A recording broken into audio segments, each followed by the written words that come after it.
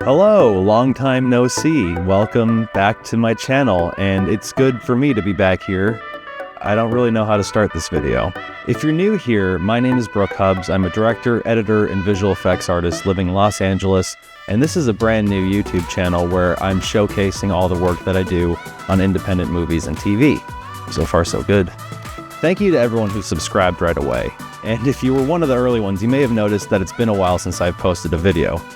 So why would I start a whole new YouTube channel and not post on it for 6 months? As you may have noticed by looking around, I'm in a brand new place, and that's because I'm staying in a temporary living situation, as my home of the last 4 years is no longer my home. But what is great for you guys is I'll be creating a lot more content going forward now as I look for a new place to live where I'm less restricted by my surroundings and more free to create content like this. So even though I haven't been posting as much on my YouTube channel, I have been working on quite a few projects, and that's what I'd like to share with you guys here today. This is basically a catching up video.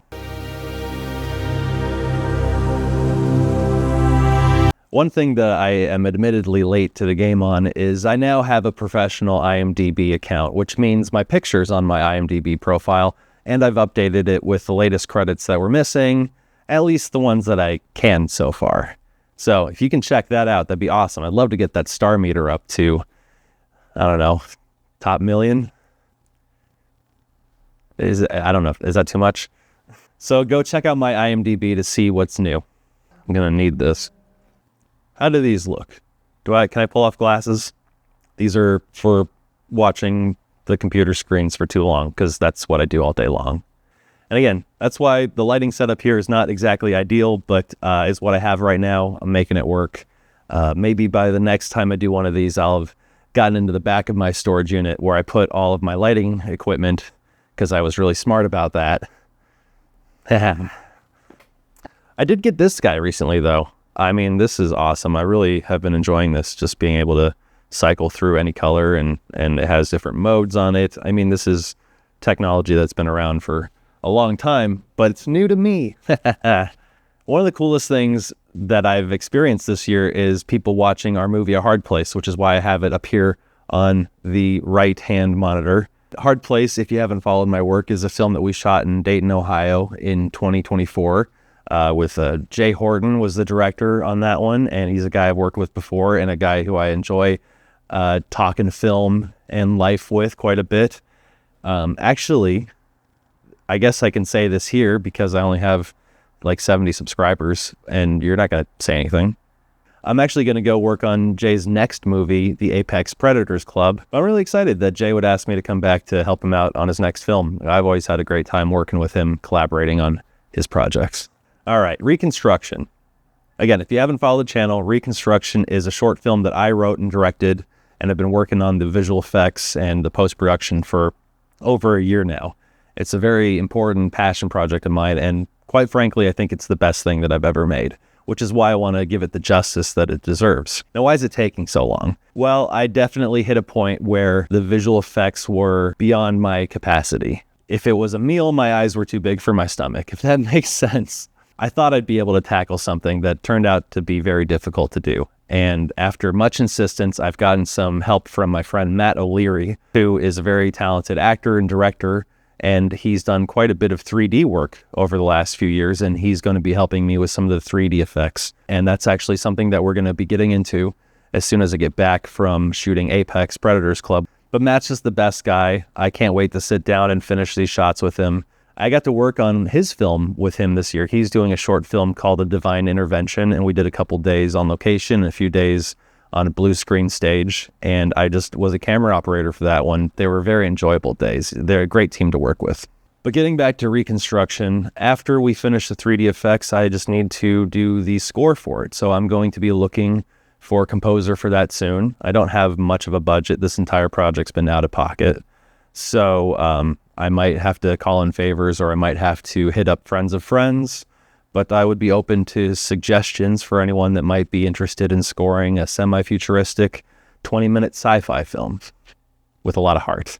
But regarding that bigger project, Pandora's Parlor as a whole, if you recall, Reconstruction was one of 5 shorts that made up the anthology film Pandora's Parlor. Doesn't look like the full anthology is going to be a thing anymore. 2 of the other filmmakers have had bigger priorities take over their lives and are not as focused on these shorts right now, which leaves us with the 3 that have been shot already. Mine, Reconstruction. Mitch Boyce's film, The Lumira Prism, actually played at the LA Shorts International Festival this summer, and he hasn't released his film, The Lumira Prism, yet. He might be wanting to take it to more festivals. I have to talk to him about that, but it's done and it was well received. And I personally think it turned out great. And I would love for it to get out there so I could show off some of the VFX that I did for it, And then the 3rd film by director and writer Lev Wicked is Bleeding Heart, which I was much more involved in on the post-production side. I did VFX for both other shorts, but with Bleeding Heart, I was also the editor and I did the sound design.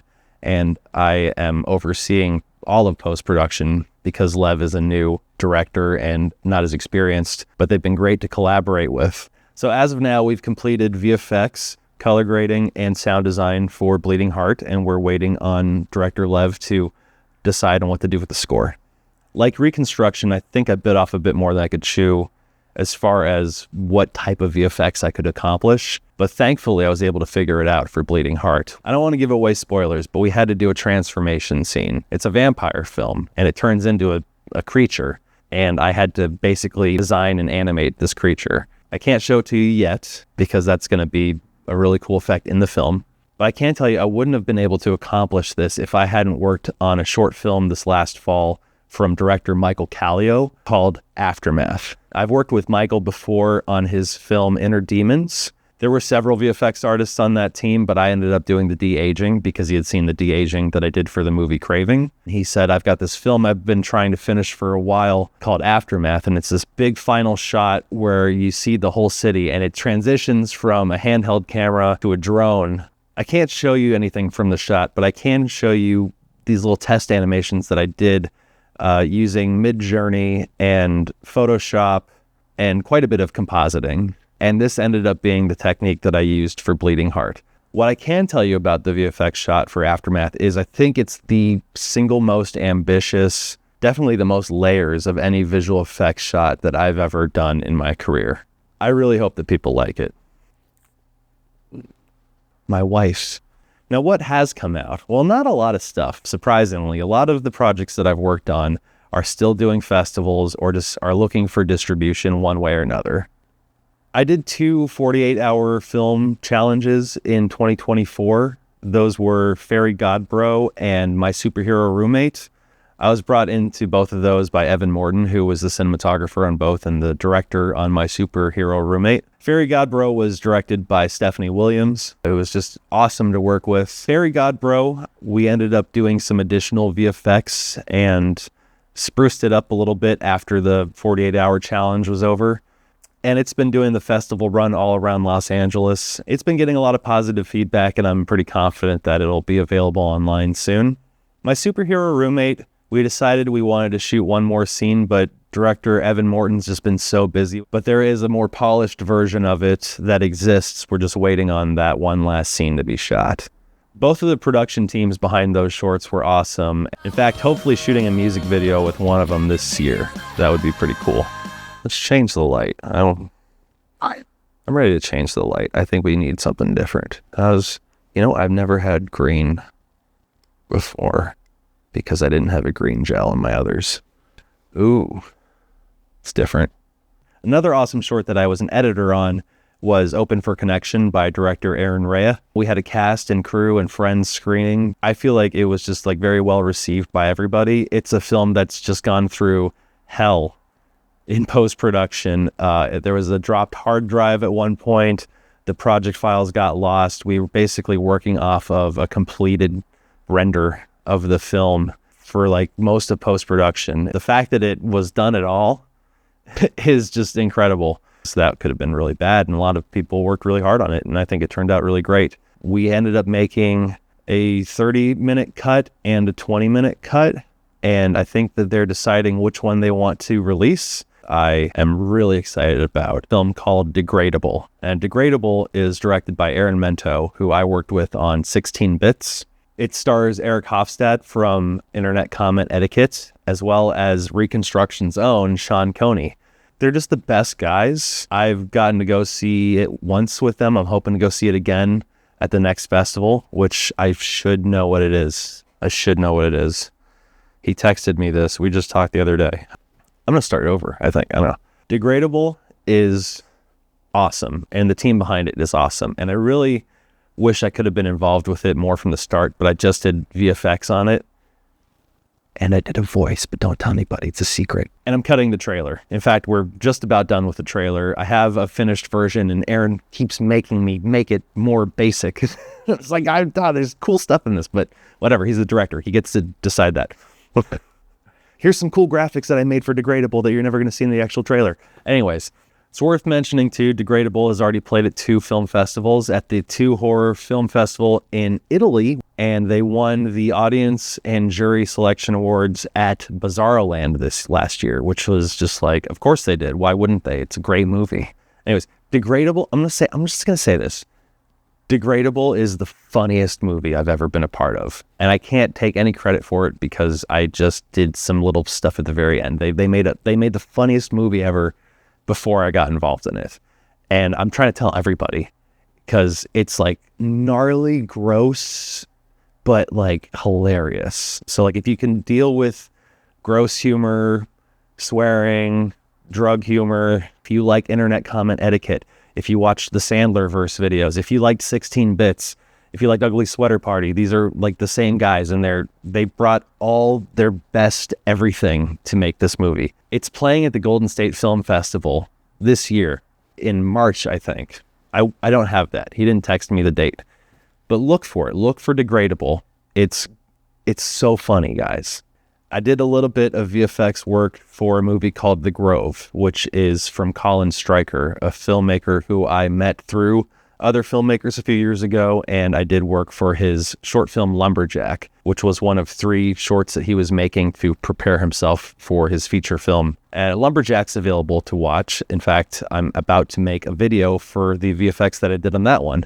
They shot The Grove in Oregon, where I'm from. They sent me some footage to do some VFX tests on. They want to do some reshoots, so it's probably going to be a little while before I actually do work on that one, but I really am excited about the kind of stuff that I'm bringing to life in this one. There's a particular type of creature that has been really fun to create through VFX and a little bit of practical filming combined. A short film I worked on called The New Gardner was completed this last year, and I think that one's awaiting release as well. I just did maybe, I think, 5 VFX shots on that one, and it's not a VFX heavy film, but I'll probably be making a video for that too once it's available. And The New Gardner was actually shot by John Barrett, who was the cinematographer on Reconstruction. Oh, and lastly, I had one acting role this year. I got to play a ghoulish type of guy in the season 8 premiere of Malvolia, Queen of Screams. And thank you to my buddy Charles Chudabala, who I've worked with on Job Guys, on 16 Bits. He's such a great guy, and he makes this series with Jen Nangle, who plays Malvolia and directs many of the episodes. This one was shot by Chris Sheffield, who I actually worked with on one of Matt O'Leary's projects a few years ago, and it just looks awesome. I've never seen myself look so cool on camera, I think, and the effect that they used during my scene was really fun. But I just acted in it. It was a hot summer day in Burbank, which I seem to do one of those every year. I got to do a lot of cool premieres, festivals, private screenings this year for friends of mine. So I just wanted to shout out some cool films that I got to see that were made by friends of mine. Starting with Folsom's Run by director Evan Morton. Evan, I worked with on a bunch of projects before. He's just like the most genuine, nice guy, and he really knows his stuff, and he's really professional. Just a great guy to work with. He loves dogs, and he loves wolves, and he's working on a film called The War on Wolves. He's like a documentary guy, mostly. So like it's a documentary, The War on Wolves, and he did this short film called Folsom's Run about a wolf dog sanctuary, particularly a dog named Folsom, who was harbored at the sanctuary. It played at the Dances with Films Fest this year, and everyone loved it. They brought the dogs out for the day one of the screening. It was cool. I was given a private link to a screener of a film called Recall by director Jennifer Masseau. I hope I'm saying that right. But the cinematographer was John Barrett, who did my film Reconstruction, and as I mentioned earlier, the new Gardner. And I thought it was just a very lovely film, very similar vibes to films like Companion or Megan. It's fun seeing all the different ways that people are kind of getting creative with the idea of artificial intelligence in the future. I'll be honest, I was worried from the first image I saw that it was going to be very similar to Reconstruction, but it ended up being a very different type of film. And I could really appreciate what they were going for, and I think that it looked beautiful. I got to go to the premiere of The Mystery of Emma Thorn, which was directed by Gregory Blair, who I've worked with on 16 Bits and on Craving. And it stars Lynn Lowry, who we just shot A Hard Place with the year before.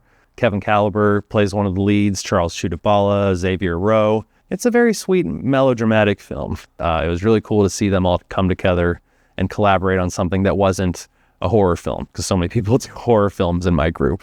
In the same festival, I got to see Alex T. Wang's The Handyman, also starring Kevin Caliber. Yeah, this is a fun film, very Bruce Willis-y style 90s action hero type movie. Home Alone if the guy was a buff 40-something-year-old guy, right? Cartoonishly funny bad guys. An interesting dynamic with the, I don't want to say love interest, but we'll say the female lead. And I get to meet some really cool cast members from that film at the premiere who I'd love to work with one day. And lastly, I don't know if I should say this, but I got to see a cut of a movie called Sick Inside by Clinton Cornwell. And it was actually because he was interested in me doing visual effects work for him. He ultimately decided that he wanted to try and tackle it himself. And I was disappointed not to work on the film because I really did enjoy the film. But there's no hard feelings, and I wanted to get on here just to say that you should check it out when it comes out. It's called Sick Inside. It's a COVID-era film. It's really like an analysis of relationships and what happens if you keep them in confinement. And I don't want to give anything away because it completely goes in a direction I didn't expect. And it's too bad that I couldn't work on it, but I hope that when it comes out, it's something that people will watch. So Sick Inside, Clinton Cornwell. I'm going to adjust this one more time. What are we thinking? Maybe red, like an orangish red, maybe more red.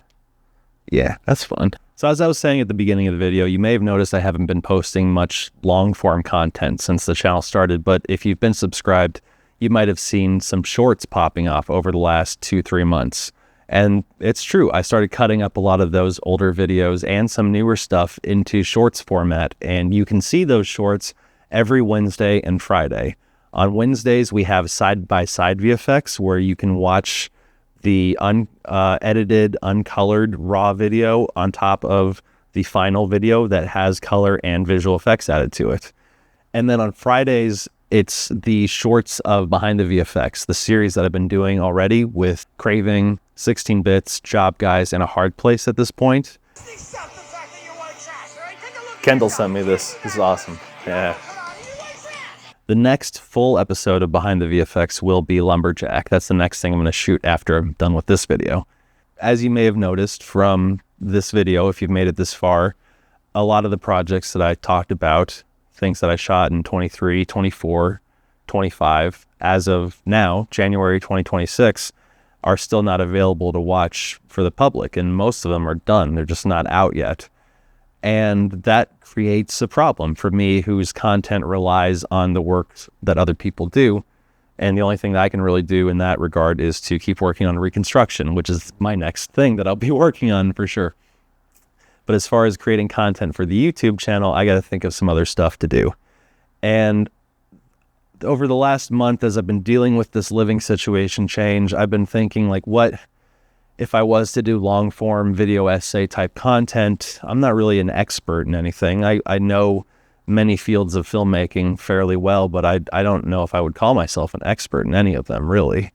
And I don't know what perspective I could provide to someone that was trying to learn about a specific thing. All I could really do probably is give my general feelings and maybe discuss things that other people don't pick up on day to day or aren't as aware of, because it's something that I look into so much more in my day to day life, you know? So maybe that's what I'd like to try to do going forward. I don't know if you are interested in me doing these like talking videos like this, not just doing recaps of what I've been up to, but actually having a subject and discussing it, like let me know in the comments below or whatever. I don't think I have anything else left to say. I think I covered everything that I wanted to talk about. Thank you for watching the whole video. Please check out A Hard Place if you haven't already. Couldn't find the lens there for a second. You can check out my filmmaking reel from 2024 on my YouTube channel, but I'll be making new reels soon. And like I said, heading off to shoot Apex in about a week. So keep them busy, and until the next video, thanks for watching, and please subscribe and share and do something unexpected today. Yeah, I'm still working on something to sign off with. Do something unexpected today.